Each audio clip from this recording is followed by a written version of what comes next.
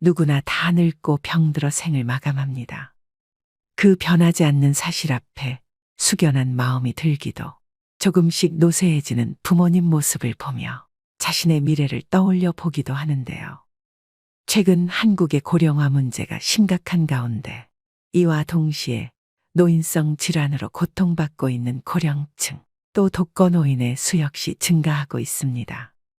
이 중에는 혼자 사시는 제 친정엄마도 계십니다. 지난 12월 건강하셨던 어머니가 갑자기 혼자 앉지도 서지도 못하셨을 때의 일입니다. 한 달 가까운 입원 생활이 이어지며 돌봄에 관해 생각하게 되었는데요. 일과 살림을 병행하며 혼자 계신 어머니를 보살피기가 쉽지 않았기 때문입니다. 정부의 어르신 돌봄 사업을 알아보기 시작했던 것도 그때부터였습니다. 혼자 사시는 부모님이 계시다면 누구라도 같은 입장이었을지 모르겠습니다. 어머니가 다치시기 전까지 돌봄은 나와 무관한 단어인 줄 알았습니다. 나이가 들면서 그게 아니란 걸 절실히 깨닫고 있는데요. 우리는 모두 유한한 존재이고 탄생에서 장래에 이르기까지 돌봄이 필요하다고 해도 과언이 아닙니다. 즉, 엄마의 자궁에서 돌봄을 받는 태아부터 병들어 죽어가는 노인까지 돌봄이 필요하지요. 지금도 주변의 많은 사람들에게는 나이든 부모의 돌봄 문제가 현실로 닥치고 있는데요. 그래서 오늘은 다산 정약용 선생의 가르침을 바탕으로 가족 돌봄의 현실과 가족 교양에 대해 말씀드리려고 합니다. 부모님의 돌봄에 대해 고민하고 계신 분들, 또 지금도 어딘가에서는 돌봄을 절절하게 느끼고 계실 많은 분들이 이 문제에 대해 함께 생각해보는 시간이 되었으면 합니다. 80대 노부부의 이야기를 담은 영화 아무르에도 노인 돌봄에 관한 문제가 등장합니다.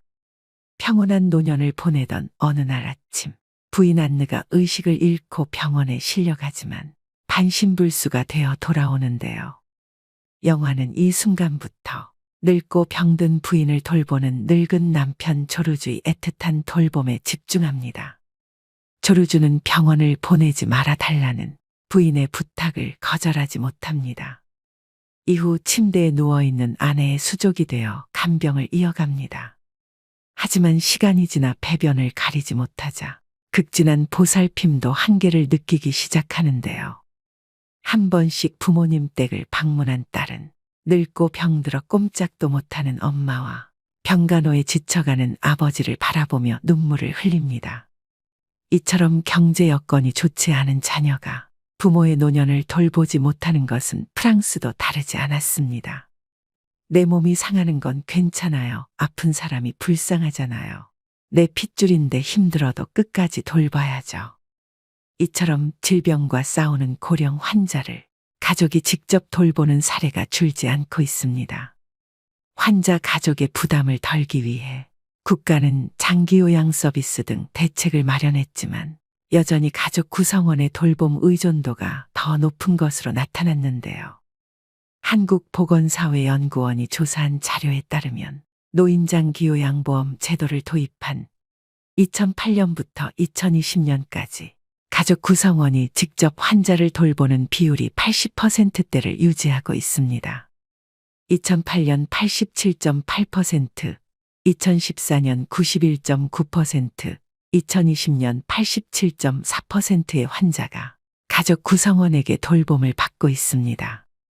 이처럼 여전히 우리나라의 효도 사상은 모든 덕목 가운데 가장 중요하고 기본적인 덕목으로 생각되어지는 것 같습니다. 이는 효도는 가장 큰 덕이라는 다산 정약용의 가르침에서도 강조되고 있습니다. 정약용 선생은 유배지에서 아들에게 몰락한 집안에서 살아가기 위해서 배워야 할 것과 사람들과 살아갈 때 반드시 지켜야 할 것들을 편지로 보냈습니다. 친구를 사귈 때 반드시 멀리해야 할 세 종류의 사람 중 불효자를 사귀지 말아야 한다고 하는데요. 이 늙은 아비가 세상살이를 오래 경험하였고 또 어렵고 험난한 일을 고루 겪어보아서 사람들의 심리를 두루 알게 되었는데 무릇 천륜의 야박한 사람은 가까이에서는 안 되고 믿을 수도 없다. 대개 온 세상에서 깊은 은혜와 두터운 의리는 부모 형제보다 더한 것이 없는데 부모 형제를 그처럼 가볍게 버리는 사람이 벗들에게 어떠하리. 부모님께 효를 실천하지 않는 사람과는 가까이 하지도 말라는 당부를 할 정도로 개인이 존재하는 의미는 가족, 즉 부모 자녀의 관계로부터 시작된다는 근본을 지켜가는 데에 있다고 보았는데요. 그 근본을 잃는 것은 삶의 의미를 잃는 것이라 여겼습니다. 부모에게는 효도를, 부부간에는 화순을, 형제간에는 우애를 지키도록 했으며 자식된 자는 끊임없이 군자의 삶을 살도록 노력할 것을 강조했습니다.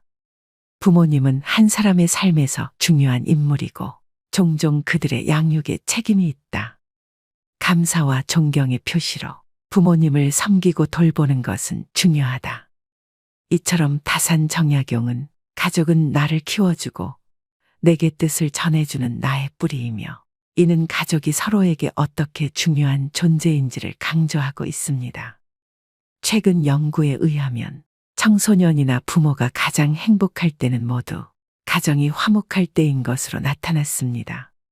또 정약용 선생은 가족 간의 신뢰, 이해, 인정과 존중을 행복한 가족이 되기 위한 질적 조건으로 보고 있습니다. 이처럼 늙고 아픈 부모와 배우자를 남의 손에 맡기지 못하는 가족들이 가족 돌봄을 선택하고 있는 것은 정약용 선생의 가르침의 이치와 깊은 연관성이 있는 부분인 것 같은데요. 한국의 전통적인 돌봄 문화 특성에 따라 가족 돌봄은 앞으로도 지속될 가능성이 있습니다. 하지만 가족 돌봄 비율이 높은 만큼 그에 따른 문제도 심각한 것이 현실입니다. 경제활동 참여율이 높아지면서 노인 돌봄이 가족 구성원들에게 큰 스트레스 요인으로 자리 잡고 있습니다. 최근 노인이 노인을 간병한다는 의미의 노노간병이 많아지면서 이와 관련한 가슴 아픈 뉴스 또한 종종 접하게 됩니다. 2019년 부산에서 일어난 사건입니다.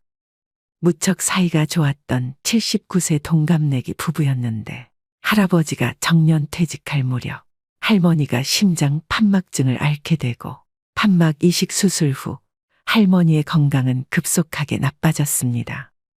그러던 중 아내는 담도암 판정을 받았고 할머니의 고통은 점점 더 깊어갔습니다. 그렇게 20년을 아내의 곁에서 정성을 다해 간호를 했지만 간호가 너무도 힘들고 아내의 고통을 지켜보는 것이 너무도 힘겨웠던 할아버지는 결국 극단적인 선택을 결심하였는데 다행히 아들에게 발견되어 목숨은 건질 수 있으셨다고 합니다. 정말 일어나서는 안 되는 일이 일어나고 있습니다. 하지만 시설로 보내자니 사랑하는 가족을 끝까지 돌봐주지 못했다는 죄책감과 불안감, 그로 인한 우울증에 시달리게 되는 경우도 있는데요.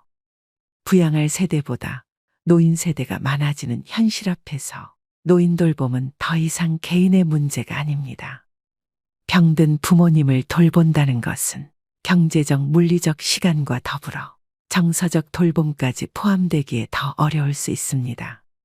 가족 구성원 역시 정성을 다할 수 있는 돌봄 환경 속에서 마지막 순간까지 존중받을 수 있었으면 좋겠다는 생각을 했습니다. 아무 준비 없이 뛰어든 간병인의 삶, 가장 가까이에서 사랑하는 가족이 쇠약해지는 모습을 지켜봐야 하는 가족 돌봄 체계가 무너지기 이전에 국가적인 지원과 이해, 배려가 필요한데요. 그것이 바로 가족요양제도입니다. 이 부모 돌봄은 주로 여성 혹은 불안정한 일자리에 있는 자녀가 맡게 되는 경우가 많았습니다. 그래서 더더욱 가족요양제도를 꼭 활용하셔서 돌봄 부담을 줄이셔야 되는데요. 그렇다면 가족요양제도란 무엇일까요? 정부는 지난 2008년부터 노인 장기요양보험 제도를 도입해 65세 이상 또는 노인성 질환을 가진 65세 미만 중 생활에 어려움을 겪는 사람에게 도움을 주는 정책을 시행 중입니다. 노인 장기요양보험 규정에 따라 돌봄이 필요한 경우 등급을 받을 수 있고 해당 등급에 따른 혜택을 누릴 수 있는데요. 우리가 흔히 알고 있는 방문요양제도는 요양보호사를 집으로 불러 활용하게 되는데 어떤 어르신은 도움은 받고 싶지만 집에 외부 사람이 오는 것이 싫다고 하는 경우도 있습니다. 이런 경우 가족 중에서 요양보호사 자격증을 취득해 직접 도움을 줄 수 있는데 이것을 가족 요양이라고 하며 가족 요양을 수행하는 사람을 가족 요양보호사라고 합니다. 가족 요양보호사는 노인 장기요양보험에서 책정한 요양보호사 급여를 받을 수 있게 되는데요. 즉, 내 가족을 돌보고 매월 급여도 받을 수 있는 제도입니다.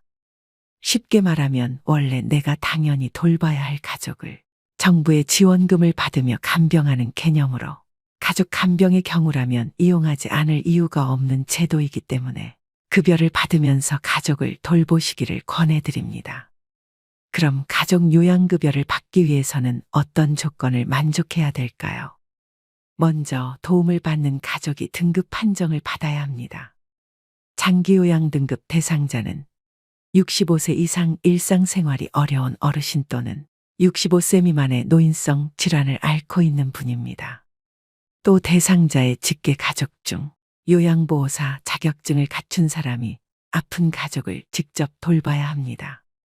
마지막 조건은 요양보호사가 다른 직장을 다닐 경우엔 한 달에 160시간 미만으로 근무해야 됩니다.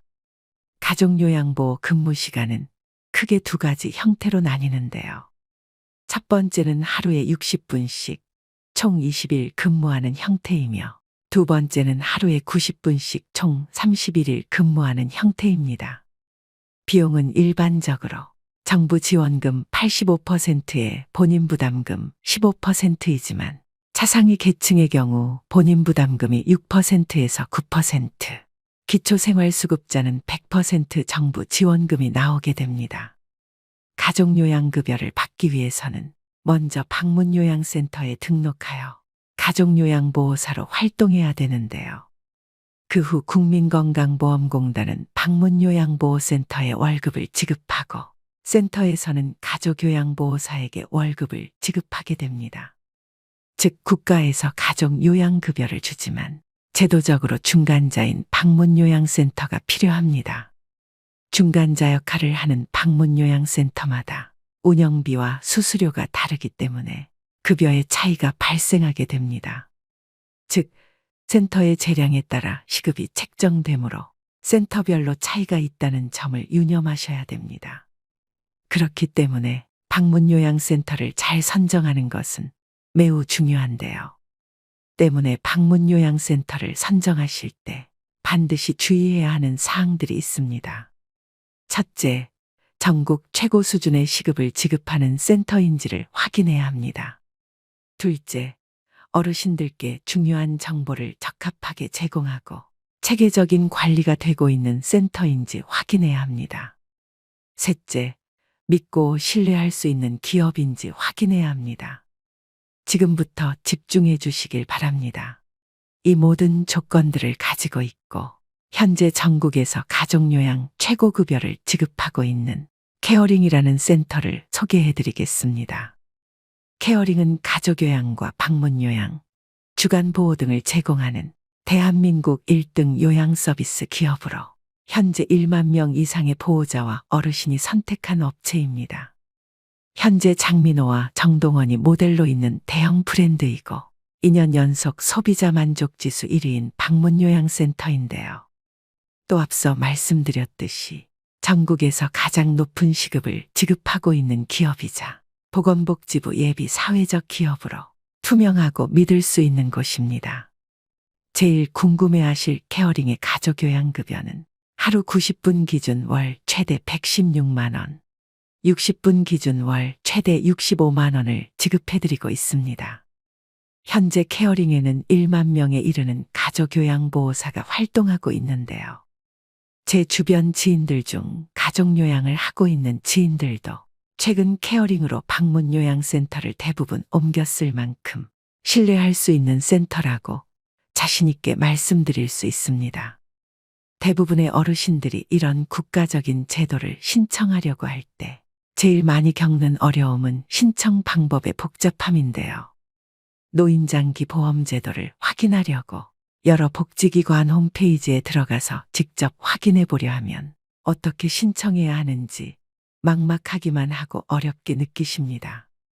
또 요양보호사 자격증 취득을 위해 국비 지원은 어떻게 받는 것인지 어려움을 느끼실 수 있지만 번거롭고 힘들게 알아보시지 마시고 이 모든 과정을 케어링을 통해 한 번에 해결하실 수 있습니다. 요양 서비스에 관련해서라면 케어링이 성심성의를 다해 항상 친절하게 응대해 드립니다. 그렇다면 어떻게 이렇게 좋은 급여와 복지가 가능한지 궁금하신 분들도 계실 겁니다. 가족요양급여를 받으며 돌봄을 하시다가 그만두셔야 되는 상황이 올 수도 있습니다. 이때 케어링은 많은 경력의 베테랑 분들이 가족 돌봄 그 이상의 소임을 하시게 됩니다. 또 케어링은 100% 본사 직영 운영으로 요양보호사분들을 관리하고 교육합니다. 이것은 가족요양에 최선을 다할 수 있게 하는 원동력이기도 합니다. 또 케어링은 매년 요양보호사들의 처우 개선을 위해 다방면으로 힘쓰고 있는데요. 이는 가족요양보호사분들을 포함한 요양보호사들의 돌봄의 질로 이어지기 때문입니다. 즉, 전국 최고급여와 복지, 그리고 좋은 서비스를 제공하는 선생님들의 노력이 선순환 구조를 이루면서 국내 1위의 혜택이 가능한 것이죠. 부모를 모시고 살고 있거나 매일 방문해 돌봐야 하는 환경이라면 가족 요양 제도를 생각하시는 분들이 많으실 겁니다. 가족 요양보호사로 등록해 부모를 돌보다가 사정이 여의치 않으면 언제든지 일반 요양 일수를 늘리거나 일반 요양으로 바꿀 수 있다는 장점이 있으니 전국 최고 급여와 복지를 갖추고 있는 대한민국 1위 브랜드 케어링으로 가족요양 제도를 고려해 보시는 것은 어떨까요? 케어링 문의 전화는 152-6585로 주시면 친절한 상담으로 응대해 드립니다. 오늘의 영상 어떠셨나요? 노후와 직결되는 가족요양 제도에 대해 설명해 드렸습니다. 지금 이 순간에도 가족요양을 부담하시면서 오롯이 자식된 도리로 당연하게 부모님을 직접 케어하시는 분들도 또 본업과 병행하시느라 몸과 마음이 지친 분들도 계실 겁니다. 이런 어려운 상황에서도 내 가족의 돌봄은 내가 해야지라고 생각하시는 효자분들이 아직도 곳곳에서 많이 보이는데요. 외국 사람들이 우리나라에 와서 제일 부러워하는 것은 김치와 불고기도 파란 가을 하늘도 고궁과 민속촌도 아니라고 합니다. 그건 바로 노인을 공경하는 미풍양속이라고 하는데요. 특히 자식들이 부모를 한 집에 모시고 함께 사는 것, 서양 사람들은 그것이 그렇게도 부럽다고 합니다. 하얀 머리의 노인이 손자와 더불어 어르고 집에서 잔일을 거들며 생활에 있어서 한 중요 멤버가 되어 움직이는 것, 그것이 바로 동서고금을 막론하고 노인들이 바라는 진정한 행복이라는 주장입니다. 젊은이들이 노인에게 자리를 양보하는 것은 누가 해라 마라 해서 하는 것도 아니고 법에 규정되어 있는 것도 아니고 그냥 마음 깊은 곳에 자리 잡은 인간의 원초적 정에서 비롯되는 것입니다. 더욱이 나를 낳아준 부모와 그 부모 밑에서 20여 년을 자라는 자녀는 다를 것입니다. 그런 이유로 노년 세대를 대하는 신세대의 태도와 행동은 각별해야 된다고 생각하는데요. 이처럼 지금은 부모나 가족들의 돌봄으로 여러 고민을 겪고 계시더라도 나의 이 고생은 후에 반드시 복으로 돌아올 것입니다. 이것을 명심하시고 힘내셨으면 좋겠습니다. 누구나 거동이 불편한 노후 시절을 맞이하게 될 것입니다. 나는 누구의 돌봄을 어떻게 받을까? 나는 누구에게 어떤 돌봄을 제공할 수 있을까란 질문을 하게 됩니다. 가족요양은 육체적, 시간적 부담은 물론 경제적인 부담까지 느낄 수 있지만 이 모든 과정을 정부에서 제도적으로 지원하고 있으니 제도를 잘 활용하셔서 가족요양에서 오는 부담을 덜어내시고 조금이나마 편안해지셨으면 좋겠습니다. 오늘도 노후의 지혜와 함께 해주셔서 감사드립니다. 황금빛으로 무르익어가는 여러분의 지혜로운 인생을 언제나 응원합니다.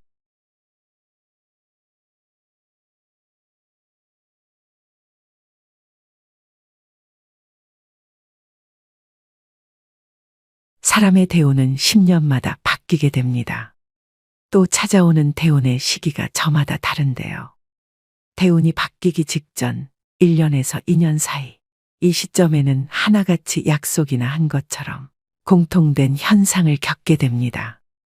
다음 대운의 징조 5가지 중 본인에게 해당되는 징조를 체크해 보시기 바랍니다. 첫째, 내 주변 환경들이 바뀝니다. 둘째, 인생 최대의 고통이 찾아옵니다. 셋째, 내 주변 인맥들이 바뀝니다. 넷째, 얼굴색이 환해집니다. 다섯째, 기존의 내 가치관이 바뀌기 시작합니다. 이처럼 대운은 예고 없이 찾아오지 않습니다. 몸과 마음, 환경의 변화를 통해 우리에게 사인을 주는데요. 물론 좋은 운이 왔는데도 그 운이 온 줄 모르고 놓치시는 분들이 의외로 많습니다. 그래서 오늘은 살면서 반드시 알아차려야 될 대운이 들어오는 징조 10가지에 대해 알려드리겠습니다. 오늘의 영상 끝까지 시청하셔서 대운을 놓치시는 일이 없길 바랍니다. 첫 번째는 내 주변 인맥들이 바뀌기 시작합니다. 지인이 됐든 아는 사람이 됐든 친구가 됐든 대운이 들어올 때는 만남이 싫어집니다. 즉 득이 안 생기는 쓸데없는 시간이라고 생각이 들어서 필요 이상의 시간 낭비를 안 하려고 합니다. 큰 의미 없는 담소를 나눴던 사람들과의 만남이 점점 줄어들기 시작하면서 그런 사람들이 정리가 됩니다. 반면 오랜 인연이 끊어지고 새로운 인연들이 생겨납니다. 내 운의 흐름이 바뀌면 자연스레 만나게 되는 사람들이 바뀝니다. 예전에 스쳐 지나갔던 인연이 우연히 다시 되풀이 될 수도 있고 새롭고 낯선 사람을 만날 수도 있습니다. 두 번째는 주변 환경이 바뀝니다. 나를 둘러싼 환경이 자의반 타의반으로 변화할 수밖에 없는 상황이 만들어지게 됩니다. 내가 원했든 원하지 않았든 상관이 없습니다. 이직이나 취직으로 인한 직업적 변화, 또 이사를 하는 등 주거 변동이 생깁니다. 자동적으로 살림살이를 자꾸 만지게 되면 물론 내내 잘 살다가 갑자기 집 인테리어를 새로 하거나 배치를 바꾸게 됩니다. 이렇게 기회 순환이 생겨나고 주변은 정리정돈이 되어서 일석이조의 좋은 효과를 볼 수 있습니다. 세 번째는 얼굴색이 바뀝니다. 안 좋은 일이 생기면 표시가 나듯이 좋은 일도 얼굴에 표시가 나기 마련인데요. 대운이 들어올 때는 얼굴색이 환하게 바뀌게 됩니다. 정작 나는 아무것도 하지 않았고 예쁘게 치장도 안 했음에도 불구하고 얼굴에 생기가 돕니다. 또 주변 지인들에게 인상이 폈다는 말을 자주 듣게 됩니다. 이는 고된 시련과 나쁜 인연이 사라져 근심 걱정이 없어졌기 때문에 평온한 마음이 그대로 얼굴로 드러나는 것입니다. 반대로 일이 안 풀리고 힘들게 되면 얼굴이 새카매집니다. 그럴 때는 아직 기운이 좋은 상태가 아니라고 생각하시면 됩니다. 네 번째는 새로운 것을 시도하게 됩니다. 늘 생각만 하고 그냥 그렇지 하고 지나치던 것들이 새롭게 보이기 시작합니다. 자연스럽게 관심이 생겨 시도를 해보게 되는 것까지 행동으로 옮겨지고 있다면 그 또한 대운이 들어오고 있음을 짐작할 수 있습니다. 갑자기 방 구조를 바꿔본다거나 낡은 옷을 버리고 새 옷을 구입한다든지 등의 행동을 하게 됩니다. 나에게 익숙해진 것들을 버리고 정리한다는 것은 여간 쉬운 일이 아닙니다. 새로운 시작을 두려워하지 않는다는 것 자체가 좋은 대운의 기운이 느껴지는 대목입니다. 다섯 번째는 성격이나 말투가 바뀝니다. 작은 일에도 화를 버럭 내고 예민하고 까칠했던 사람이라도 대운이 들어올 때쯤엔 성격이 굉장히 너그러워지고 온화하게 바뀝니다. 말투 자체에도 여유로움과 따뜻함이 넘치게 되는데요. 이유 없이 마음이 편해지기 때문입니다. 좋은 운이 들어오기 시작하면 근심 걱정이 사라지고 마음에 여유가 생겨 느긋해집니다. 여섯 번째는 인생 최대의 고통이 찾아옵니다. 부모님이나 가족의 사망, 이혼, 사기, 폐업 등 인생 전반의 기틀을 흔들 만한 고통스러운 일이 생깁니다. 희망이 없고 앞으로 어떻게 살지 하는 막막한 느낌. 포기하고 싶은 그런 상황이 옵니다. 앞이 안 보이고 상황이 최악일 때 운의 전환점이 시작되는데요. 가장 추운 겨울을 이겨내야 따뜻한 봄을 맞이할 수 있는 이치와 같습니다. 나쁜 일이 지나가면 반드시 좋은 일이 찾아오는 법이죠. 이 시기를 잘 버티고 견딘다면 분명 좋은 운이 들어오는 시기가 찾아옵니다. 인생의 밑바닥에 온 것 같은 시기에는 좌절 대신 고통 속에서 많이 배우고 깨달음을 얻으셔야 됩니다. 나쁜 일이 가면 반드시 좋은 일이 올 차례입니다. 의심하지 않아야 됩니다. 그래야지 나한테 기회가 왔을 때 그것을 놓치지 않고 잡아서 대운을 맞이할 수 있습니다. 희망을 갖고 버티셔야 됩니다. 7번째는 기분 좋은 일들이 많이 생깁니다. 잔잔하지만 기분 좋은 사소한 일들이 생기게 됩니다.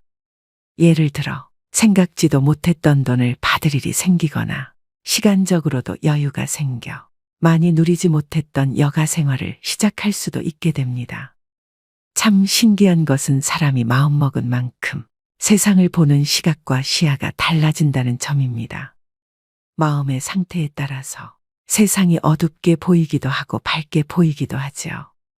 밝게 보이면 보일수록 모든 일을 대할 때 더 긍정적인 마음과 자세로 대할 수 있고 그 결과는 보지 않아도 좋은 결과로 이어지게 됩니다. 대운이 들어오는 기분이 느껴진다면 그 기운을 즐기면서 더 밝고 긍정적이고 적극적인 자세로 삶을 대하시면 좋겠습니다. 그리고 누군가를 험담하거나 또는 자신의 잘됨을 과시하게 되면 질투와 시기 등의 안 좋은 운이 끼면서 대운의 흐름을 방해할 수도 있으니 몸과 마음가짐 역시 조심하셔야 됩니다. 8번째는 매사에 감사하는 마음이 생깁니다. 그 전까지는 내 코가 석자인데 누굴 도와라는 생각에서 무슨 일이든 감사하는 마음이 저절로 생기고 함께하는 사람들과 나누게 되고 베푸는 마음이 저절로 생기게 됩니다. 나의 베품으로 인해 누군가가 행복해지는 모습을 보고 자신도 행복을 느끼게 된다면 이제 대운을 받아들일 자세가 되었습니다.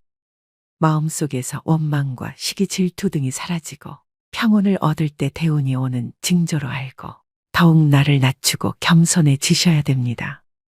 9번째는 갑자기 부지런해지기 시작합니다. 안 하던 계획을 잡게 되거나 안 하던 운동을 시작하게 되고 충분한 수면 시간 등을 가지는 등 갑자기 계획하게 됩니다.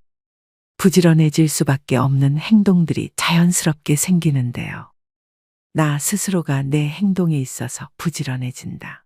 이런 기분이 든다면 대운이 들어오려는 시점이 되겠습니다. 마지막 10번째는 건강이 안 좋아집니다.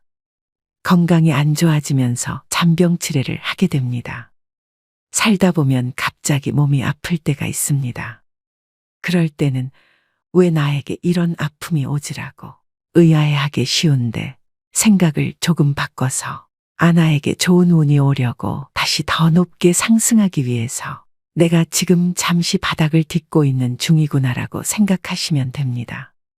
이렇게 갑자기 몸이 아플 때는 운이 새롭게 바뀌는 징조로서 나의 운이 바닥을 치고 다시 상승하고자 하는 때이므로 이때의 아픔을 잘 극복하고 이겨내시면 운이 더 좋게 바뀌게 됩니다. 그러니 지금 정말 어두운 터널을 지나고 계시더라도 끝날 때까지 끝난 것이 아니라는 점 기억하시고 힘내시길 바라겠습니다. 오늘은 대운이 들어오는 징조 10가지를 알려드렸습니다. 사람은 살면서 누구나 많으면 3번, 적게는 한 번에 큰 대운이 들어온다고 합니다. 대운이 들어올 때 대운을 다 받아들이지 못한다면 그냥 지나칠 수밖에 없는데요. 얼마나 안타까운 일일까요? 보통 대운이 들어오기 전 악재가 겹치고 최악의 상황이 일어나는 경우가 많습니다. 과연 이 사람이 잘 견딜 것이냐? 이 사람은 대운을 맞을 준비가 되어 있나라는 일종의 테스트라고 생각하셔야 됩니다. 지금 나에게 이렇게 안 좋은 일들이 일어나니 곧 나에게 굉장히 좋은 운이 오겠구나. 이런 생각을 가져주시면 악재에서 빨리 벗어날 수 있습니다. 반대로 나 운이 안 좋은가 봐 이런 생각을 하시면 꼬리에 꼬리를 물어 힘든 시간이 더 길어집니다.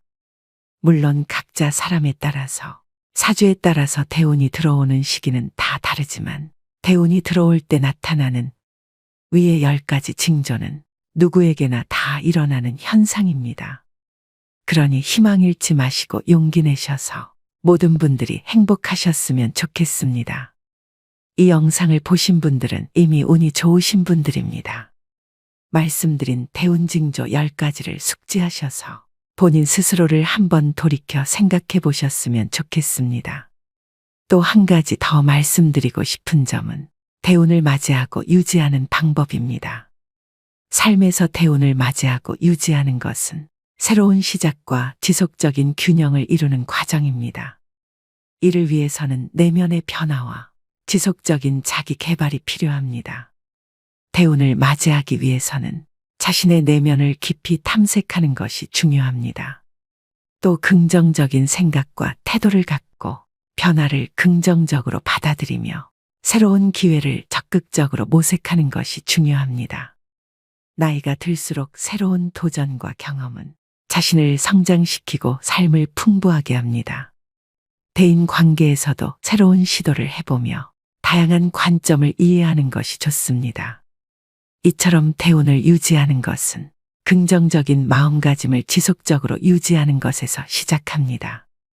이 점을 명심하시고 언젠가 여러분도 대운을 맞이해서 지금의 맘고생을 보상받으시길 간절히 바라봅니다. 첫 번째는 내 주변 인맥들이 바뀌기 시작합니다. 지인이 됐든 아는 사람이 됐든 친구가 됐든 대운이 들어올 때는 만남이 싫어집니다. 즉 득이 안 생기는 쓸데없는 시간이라고 생각이 들어서 필요 이상의 시간 낭비를 안 하려고 합니다. 큰 의미 없는 담소를 나눴던 사람들과의 만남이 점점 줄어들기 시작하면서 그런 사람들이 정리가 됩니다. 반면 오랜 인연이 끊어지고 새로운 인연들이 생겨납니다. 내 운의 흐름이 바뀌면 자연스레 만나게 되는 사람들이 바뀝니다. 예전에 스쳐 지나갔던 인연이 우연히 다시 되풀이 될 수도 있고 새롭고 낯선 사람을 만날 수도 있습니다. 두 번째는 주변 환경이 바뀝니다. 나를 둘러싼 환경이 자의반 타의반으로 변화할 수밖에 없는 상황이 만들어지게 됩니다. 내가 원했든 원하지 않았든 상관이 없습니다. 이직이나 취직으로 인한 직업적 변화, 또 이사를 하는 등 주거 변동이 생깁니다. 자동적으로 살림살이를 자꾸 만지게 되면 물론 내내 잘 살다가 갑자기 집 인테리어를 새로 하거나 배치를 바꾸게 됩니다. 이렇게 기회 순환이 생겨나고 주변은 정리정돈이 되어서 일석이조의 좋은 효과를 볼 수 있습니다. 세 번째는 얼굴색이 바뀝니다. 안 좋은 일이 생기면 표시가 나듯이 좋은 일도 얼굴에 표시가 나기 마련인데요. 대운이 들어올 때는 얼굴색이 환하게 바뀌게 됩니다. 정작 나는 아무것도 하지 않았고 예쁘게 치장도 안 했음에도 불구하고 얼굴에 생기가 돕니다. 또 주변 지인들에게 인상이 폈다는 말을 자주 듣게 됩니다. 이는 고된 시련과 나쁜 인연이 사라져 근심 걱정이 없어졌기 때문에 평온한 마음이 그대로 얼굴로 드러나는 것입니다. 반대로 일이 안 풀리고 힘들게 되면 얼굴이 새카매집니다. 그럴 때는 아직 기운이 좋은 상태가 아니라고 생각하시면 됩니다. 네 번째는 새로운 것을 시도하게 됩니다. 늘 생각만 하고 그냥 그렇지 하고 지나치던 것들이 새롭게 보이기 시작합니다. 자연스럽게 관심이 생겨 시도를 해보게 되는 것까지 행동으로 옮겨지고 있다면 그 또한 대운이 들어오고 있음을 짐작할 수 있습니다. 갑자기 방 구조를 바꿔본다거나 낡은 옷을 버리고 새 옷을 구입한다든지 등의 행동을 하게 됩니다. 나에게 익숙해진 것들을 버리고 정리한다는 것은 여간 쉬운 일이 아닙니다. 새로운 시작을 두려워하지 않는다는 것 자체가 좋은 대운의 기운이 느껴지는 대목입니다. 다섯 번째는 성격이나 말투가 바뀝니다. 작은 일에도 화를 버럭내고 예민하고 까칠했던 사람이라도 대운이 들어올 때쯤엔 성격이 굉장히 너그러워지고 온화하게 바뀝니다. 말투 자체에도 여유로움과 따뜻함이 넘치게 되는데요. 이유 없이 마음이 편해지기 때문입니다. 좋은 운이 들어오기 시작하면 근심 걱정이 사라지고 마음에 여유가 생겨 느긋해집니다. 6번째는 인생 최대의 고통이 찾아옵니다. 부모님이나 가족의 사망, 이혼, 사기, 폐업 등 인생 전반의 기틀을 흔들 만한 고통스러운 일이 생깁니다. 희망이 없고 앞으로 어떻게 살지 하는 막막한 느낌, 포기하고 싶은 그런 상황이 옵니다. 앞이 안 보이고 상황이 최악일 때 운의 전환점이 시작되는데요. 가장 추운 겨울을 이겨내야 따뜻한 봄을 맞이할 수 있는 이치와 같습니다. 나쁜 일이 지나가면 반드시 좋은 일이 찾아오는 법이죠. 이 시기를 잘 버티고 견딘다면 분명 좋은 운이 들어오는 시기가 찾아옵니다. 인생의 밑바닥에 온 것 같은 시기에는 좌절 대신 고통 속에서 많이 배우고 깨달음을 얻으셔야 됩니다. 나쁜 일이 가면 반드시 좋은 일이 올 차례입니다. 의심하지 않아야 됩니다. 그래야지 나한테 기회가 왔을 때 그것을 놓치지 않고 잡아서 대운을 맞이할 수 있습니다. 희망을 갖고 버티셔야 됩니다. 7번째는 기분 좋은 일들이 많이 생깁니다. 잔잔하지만 기분 좋은 사소한 일들이 생기게 됩니다. 예를 들어 생각지도 못했던 돈을 받을 일이 생기거나 시간적으로도 여유가 생겨 많이 누리지 못했던 여가 생활을 시작할 수도 있게 됩니다. 참 신기한 것은 사람이 마음먹은 만큼 세상을 보는 시각과 시야가 달라진다는 점입니다. 마음의 상태에 따라서 세상이 어둡게 보이기도 하고 밝게 보이기도 하죠. 밝게 보이면 보일수록 모든 일을 대할 때 더 긍정적인 마음과 자세로 대할 수 있고 그 결과는 보지 않아도 좋은 결과로 이어지게 됩니다. 대운이 들어오는 기분이 느껴진다면 그 기운을 즐기면서 더 밝고 긍정적이고 적극적인 자세로 삶을 대하시면 좋겠습니다. 그리고 누군가를 험담하거나 또는 자신의 잘됨을 과시하게 되면 질투와 시기 등의 안 좋은 운이 끼면서 대운의 흐름을 방해할 수도 있으니 몸과 마음가짐 역시 조심하셔야 됩니다. 8번째는 매사에 감사하는 마음이 생깁니다. 그 전까지는 내 코가 석자인데 누굴 도와라는 생각에서 무슨 일이든 감사하는 마음이 저절로 생기고 함께하는 사람들과 나누게 되고 베푸는 마음이 저절로 생기게 됩니다. 나의 베품으로 인해 누군가가 행복해지는 모습을 보고 자신도 행복을 느끼게 된다면 이제 대운을 받아들일 자세가 되었습니다. 마음속에서 원망과 시기 질투 등이 사라지고 평온을 얻을 때 대운이 오는 징조로 알고 더욱 나를 낮추고 겸손해지셔야 됩니다. 9번째는 갑자기 부지런해지기 시작합니다.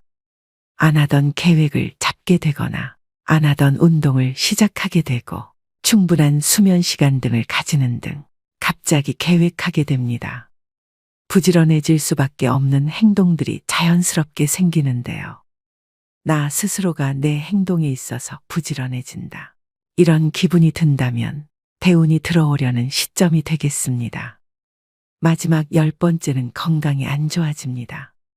건강이 안 좋아지면서 잔병치레를 하게 됩니다. 살다 보면 갑자기 몸이 아플 때가 있습니다. 그럴 때는 왜 나에게 이런 아픔이 오지라고 의아해하기 쉬운데 생각을 조금 바꿔서 아나에게 좋은 운이 오려고 다시 더 높게 상승하기 위해서 내가 지금 잠시 바닥을 딛고 있는 중이구나라고 생각하시면 됩니다. 이렇게 갑자기 몸이 아플 때는 운이 새롭게 바뀌는 징조로서 나의 운이 바닥을 치고 다시 상승하고자 하는 때이므로 이때의 아픔을 잘 극복하고 이겨내시면 운이 더 좋게 바뀌게 됩니다. 그러니 지금 정말 어두운 터널을 지나고 계시더라도 끝날 때까지 끝난 것이 아니라는 점 기억하시고 힘내시길 바라겠습니다.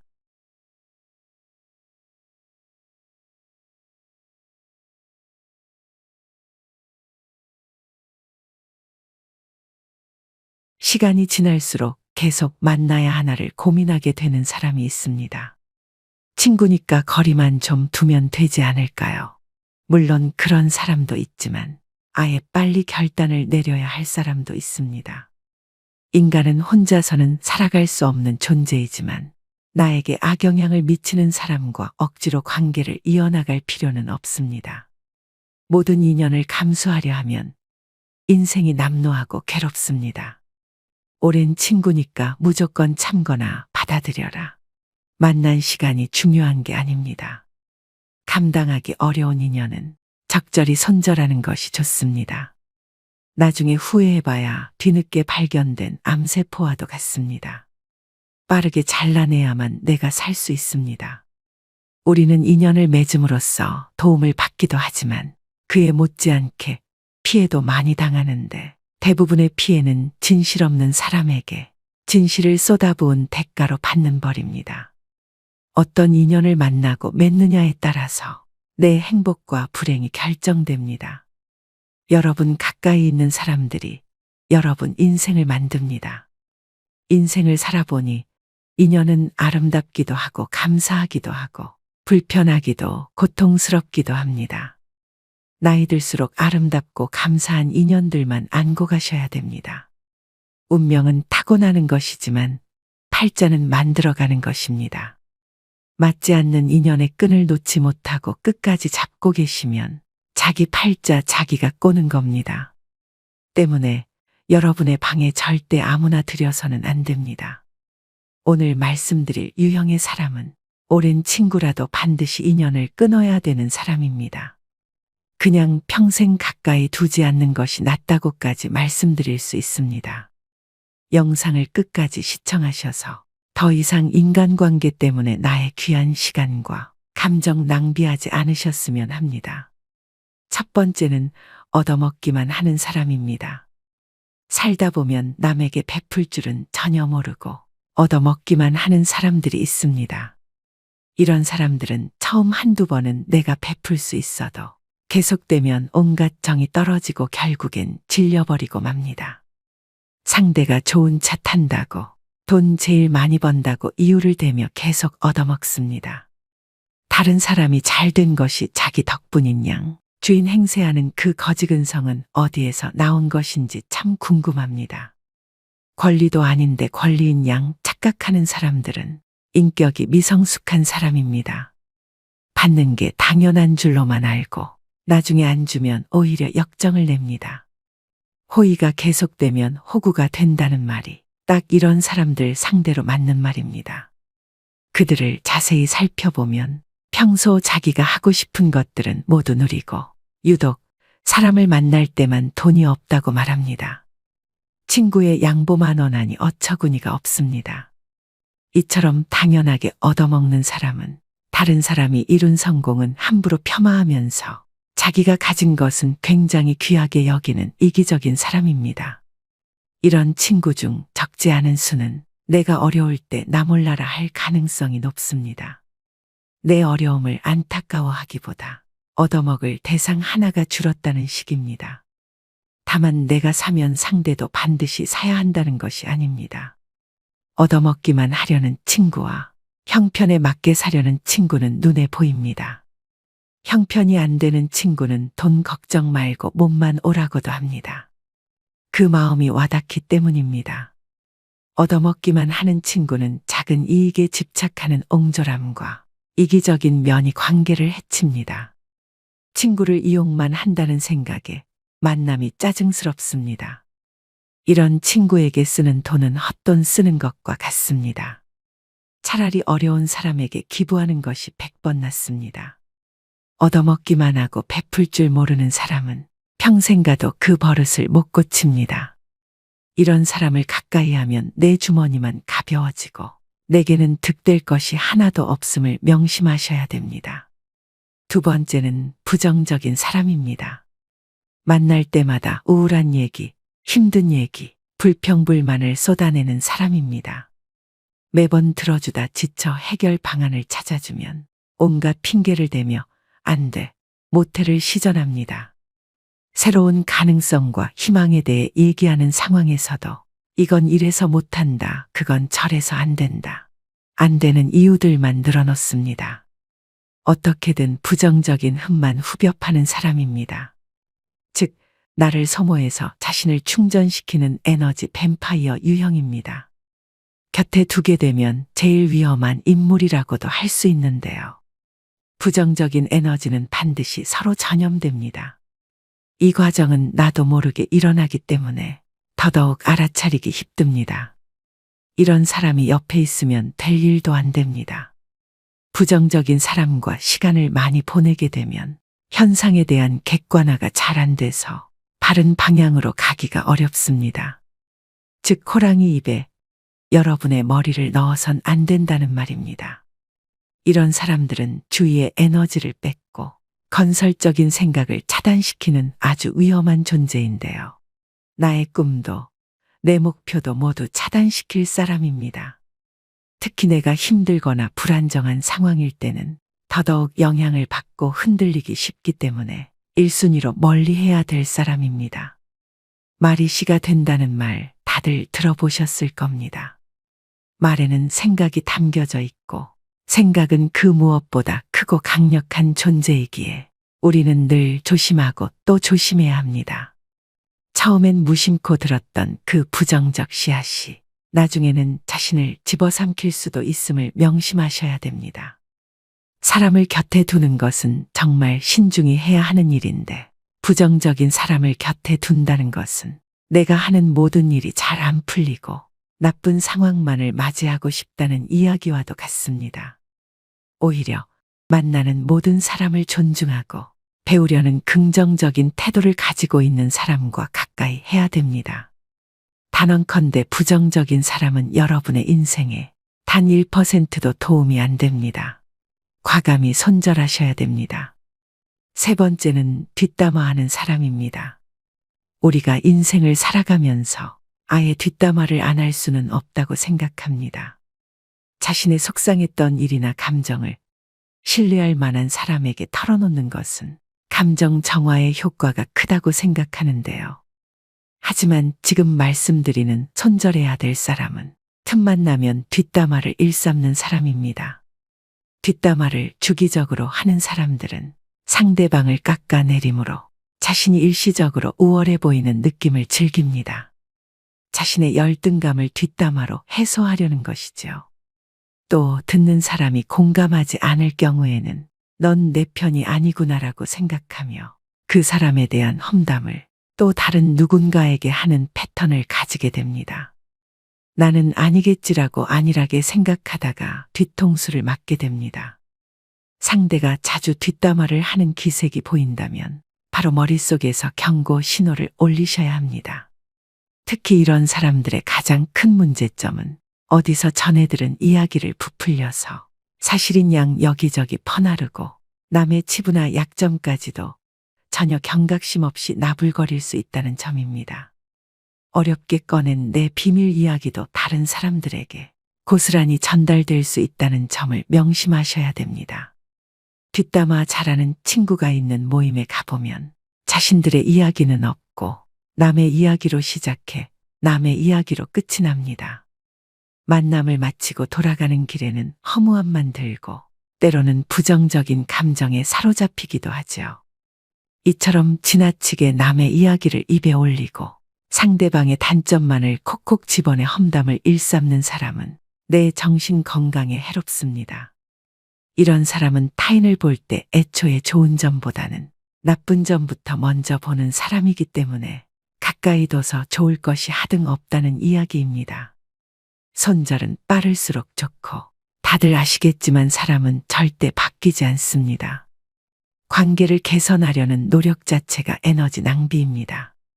뒷담화를 일삼는 사람을 손절하는 것은 사람을 잃는 것이 아니라 내면의 평화를 챙기는 일임을 명심하셔야 됩니다. 네 번째는 가스라이팅을 일삼는 사람입니다. 뱀같이 교활하고 가스라이팅하는 사람을 잘못 만나면 인생 완전히 종치고 파탄납니다. 다른 유형의 사람들은 사람 자체가 악한 것은 아닐 수 있는데 이 유형의 사람들은 애초부터 타인을 조종하려는 악한 의도를 품고 있는 자들인데요. 가스라이터는 우리 일상생활에서 흔히 볼 수 있습니다. 너를 제일 잘 아는 사람은 나야. 다 널 생각해서 그러는 거야. 너 요즘 예민하다. 가스라이터들의 전형적인 화법입니다. 수많은 거짓말과 과장으로 자신에게 의지하게 만들고 다른 사람과의 관계를 끊게 합니다. 자기의 손바닥 위에 놓고 조종할 수 있는 만만한 사람을 호시탐탐 노립니다. 힘든 상황에 처한 사람들이 이들의 먹잇감이 되기 쉽습니다. 이들은 뱀처럼 교활한 속내를 지니고 있어서 본인의 이득을 위해서라면 타인이 어떻게 되든 전혀 상관하지 않고 자기 욕심과 이웃만을 채우기 위해 교묘하게 접근하는데요. 이런 악질인 가스라이터에게 휘둘리게 되면 결국 자기 자신을 믿지 못하게 되고 무능력하게 변하거나 의지가 사라집니다. 이럴수록 가스라이팅 하는 사람에게 더욱 의지하게 되는 것이 문제입니다. 그렇기 때문에 이런 사람들은 잘 알아보시고 단칼에 잘라내셔야 합니다. 5번째는 자기는 급이 다르다는 사람입니다. 오랜 친구의 경우 나이 들수록 사는 형편이 천차만별이 됩니다. 사회적 위치나 부에서 차이가 납니다. 동창 모임에 나가면 이런 차이는 확실히 체감됩니다. 어릴 적 순수했던 시절로 돌아가 이야기를 나누게 되지만 사실 너무 차이가 나면 불편한 것은 사실입니다. 사는 방식이 틀리다 보니 대화가 통하지 않기도 합니다. 이런 경우 친구를 존중하는 마음을 가진 사람들은 티를 내지 않으려고 노력합니다. 자신이 잘 사는 것에 대해 친구가 불편해할까봐, 혹시나 자신이 티낼까봐 조심합니다. 반면 본인의 형편이 더 낫다고 친구를 깔보고 급을 나누는 사람이 있습니다. 심지어는 한참 즐겁게 대화하다가 이것 봐라라는 듯 친구의 행동을 어처구니 없다며 쳐다봅니다. 직장이었다면 나에게 이렇게 말하지 못한다. 직장에서의 직급을 친구 사이에서도 적용하나 봅니다. 친구를 마치 부하로 생각하는 듯한 언행을 하는 경우가 있습니다. 더 심한 건 그동안 몰랐지만 급을 나누고 있었다는 사실을 안 경우입니다. 예를 들어 친구를 자기 아래급으로 여겨왔던 것처럼 한 계급 아래로 보는 말투, 난 너와 급이 다르다는 식으로 행동합니다. 한마디로 어디서 감히입니다. 이런 관계는 건강한 친구 관계라고 하기 어렵습니다. 어디 무서워서 쳐다보기라도 하겠습니까? 하루빨리 손절이 시급한 사람입니다. 이런 사람은 만날수록 스트레스만 받고 후회만 하게 됩니다. 6번째는 전형적인 내로남불 유형인 사람입니다. 같은 상황 속에서도 나는 되고 너는 안 된다고 하는 사람들이 있습니다. 이런 사람 특징은 자기 자신에게는 한없이 관대하고 남에게는 옹졸해서 엄격한 잣대를 들이밀죠. 진정 성숙하고 그릇이 넓은 사람이라면 이와는 반대로 적용합니다. 자기 자신은 엄격하게 돌아보고 다른 사람은 너그럽게 용서할 줄 알아야 합니다. 하지만 이런 내로남불 유형의 사람들은 남이 자기에게 하는 실수는 티끌만큼도 용납을 못하면서 자기가 저지른 잘못은 그럴 수도 있지라며 뻔뻔한 태도로 일관합니다. 또 이런 사람은 남에게 미안하다는 사과도 전혀 하지 않고 본인의 잘못을 인정할 줄도 모릅니다. 이런 사람을 두고 참으로 낯짝이 두껍다, 뻔뻔하다는 표현이 있는 것이겠죠. 그야말로 천상천하 유아독존의 제 잘난 맛에 사는 사람입니다. 애초에 자기를 향한 기준이 너무 관대하고 자기 객관화가 안 되는 사람이기 때문인데요. 이런 사람과 대화를 하다 보면 우라통이 치밀거나 속에 천불이 납니다. 이 사람과 똑같은 사람이 되기 싫어 꾹꾹 참으며 배려심 있게 행동하지만 결국 같은 상황이 되풀이되는 악순환입니다.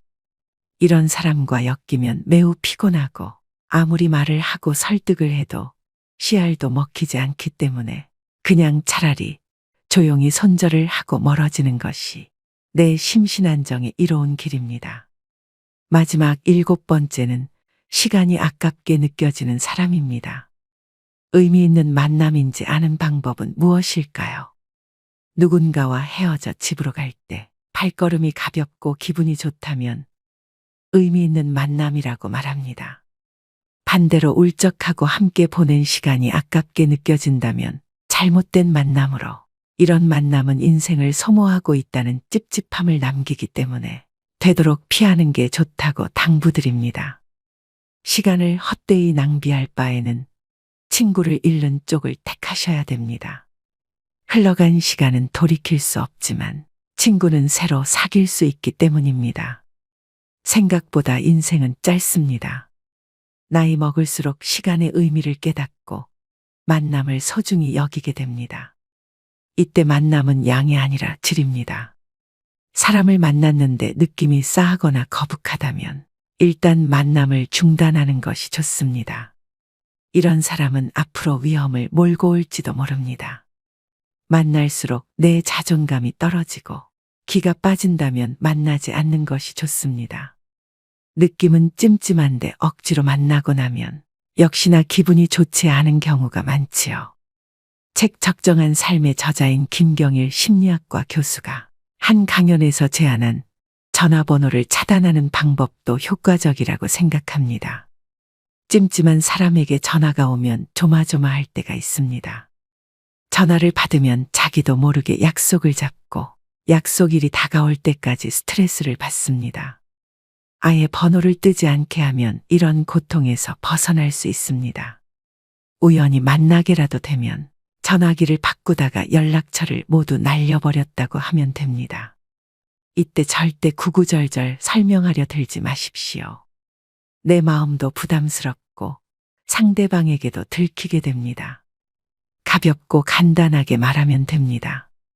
죄 지은 사람처럼 행동하고 길게 설명하는 태도는 재발절인 행동입니다. 이런 사람과 애써 만남을 유지하면서 내 소중한 수명을 깎아먹지 마시기 바랍니다. 오늘의 영상 어떠셨나요? 말씀드린 손절해야 되는 사람 유형 7가지는 친구를 떠나서 모든 인간관계에서 통용됩니다.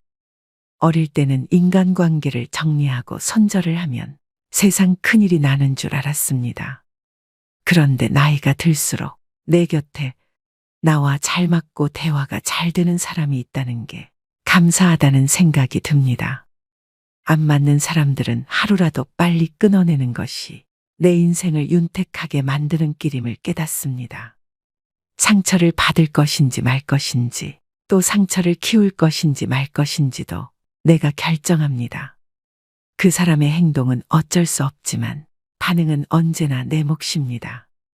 진정한 인연이라면 최선을 다해서 좋은 인연을 맺도록 노력하고, 스쳐가는 인연이라 생각되면 무심코 지나쳐버려야 합니다. 그것을 구분하지 못하고 만나는 모든 사람들과 헤프게 인연을 맺어 놓으면 쓸만한 인연을 만나지 못하는 대신에 어설픈 인연만 만나게 되어 그들에 의해 삶이 침해되는 고통을 받아야 합니다. 사람의 타고난 성격은 좀처럼 변하지 않으므로 고쳐 쓰기보다는 인연을 바꾸어 쓰는 것이 옳습니다. 즉 덩굴손 나무는 가까이 두면 감고 올라가 해롭게 함으로 싹을 잘라버려야 함과 같죠. 물론 상대방이 한두 번 잘못했다고 가차없이 손절하라는 것은 아닙니다. 오랜 친구니까 그동안 이해하고 넘어갔던 부분이 많으실 겁니다. 많이 만나보고 심사숙고해서 내리는 결정입니다. 아닌 줄 알면서도 끝까지 붙들고 계시는 분들이 많습니다. 놓을 땐 놓을 줄도 알아야 됩니다. 모든 미련은 시절에 달린 것이며 언제 떠나느냐의 분기점이 다를 뿐입니다. 다스림에는 한계가 있으며 이를 분별하는 것이 통찰력이죠. 오늘의 영상이 인간관계에 있어 통찰력을 기르는 시간이 되셨길 바랍니다. 오늘도 노후의 지혜와 함께 해주셔서 감사드립니다. 황금빛으로 무르익어가는 여러분의 지혜로운 인생을 언제나 응원합니다.